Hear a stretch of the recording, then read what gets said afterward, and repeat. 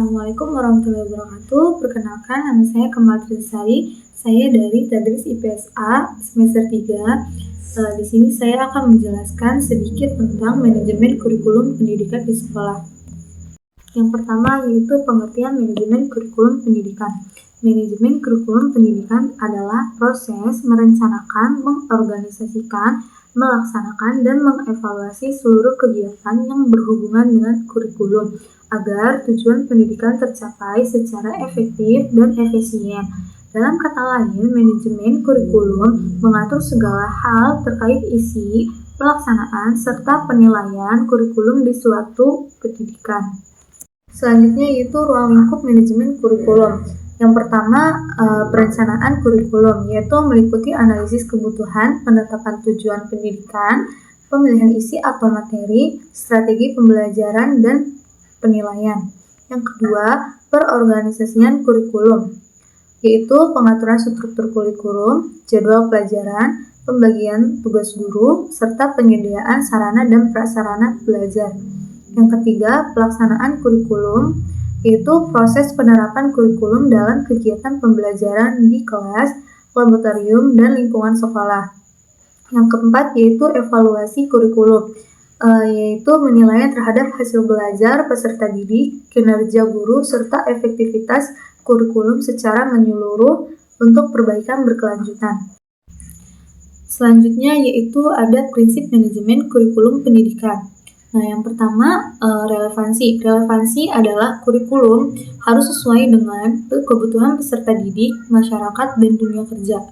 Yang kedua, efisiensi dan efektivitas, yaitu penggunaan sumber daya seperti waktu, tenaga, dan biaya harus optimal untuk mencapai hasil terbaik.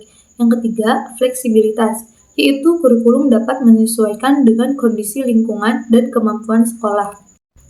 Selanjutnya yaitu yang keempat, kontinuitas, yaitu kurikulum harus berkesinambungan antara jenjang pendidikan dan antar mata pelajaran. Yang kelima, keseimbangan, yaitu harus ada keseimbangan antara aspek kognitif, efektif, dan psikomotor. Yang keenam, partisipatif, yaitu semua pihak, guru, kepala sekolah, peserta didik, dan masyarakat itu perlu terlibat dalam pengelolaan kurikulum. Dan yang ketujuh yaitu akuntabilitas, yaitu pengelolaan kurikulum harus dapat dipertanggungjawabkan secara akademik dan administratif. Selanjutnya yaitu fungsi manajemen kurikulum pendidikan. Yang pertama, perencanaan, yaitu menyusun rencana kurikulum sesuai kebutuhan peserta didik dan visi sekolah. Yang kedua, pengorganisasian, yaitu menetapkan struktur kurikulum, pembagian tugas guru, dan penjadwalan kegiatan belajar. Yang ketiga, pelaksanaan, yaitu melaksanakan kegiatan pembelajaran sesuai dengan rencana dan pedoman kurikulum. Yang keempat, pengawasan atau evaluasi, yaitu menilai efektivitas kurikulum dan memberikan umpan balik untuk perbaikan. Dan yang kelima, koordinasi, yaitu menyelaraskan kerja antar guru dan pihak sekolah agar pelaksanaan kurikulum berjalan sinergis. Selanjutnya ada model penerapan manajemen kurikulum pendidikan di sekolah. Model penerapan manajemen kurikulum di sekolah biasanya itu disesuaikan dengan konteks dan kebutuhan lembaga pendidikan. Namun secara umum dapat dilihat melalui 3 pendekatan, yaitu yang pertama, model sentralistik, yaitu kurikulum ditetapkan secara nasional oleh pemerintah dan sekolah hanya melaksanakan sesuai petunjuk dari pemerintah. Nah, di model ini tuh mempunyai kelebihan. Kelebihannya itu standar pendidikan terjaga dan juga mempunyai kelemahan. Kelemahannya yaitu kurangnya fleksibel terhadap kondisi lokal. Contohnya itu seperti kurikulum nasional atau kurikulum merdeka. Yang kedua, model desentralik, yaitu sekolah memiliki kewenangan besar dalam menyusun dan mengembangkan kurikulum sesuai kebutuhan peserta didik dan lingkungan. Nah, ini juga mempunyai kelebihan. Kelebihannya itu lebih kontekstual dan inovatif. Sedangkan kelemahannya yaitu dapat menimbulkan perbedaan mutu antar sekolah. Contohnya yaitu dari pengembangan kurikulum operasional sekolah dalam kurikulum merdeka.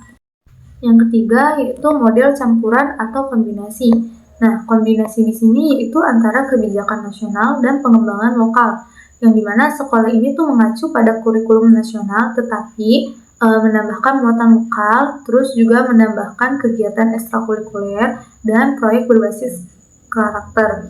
Yaitu contohnya seperti kurikulum merdeka yang memberi ruang bagi sekolah mengembangkan kurikulum operasional satuan pendidikan.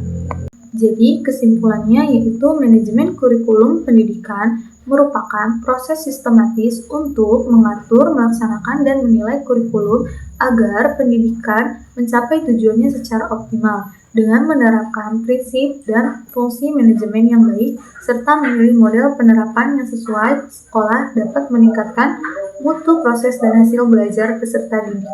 Sekian penjelasan dari saya. Terima kasih. Wassalamualaikum warahmatullahi wabarakatuh.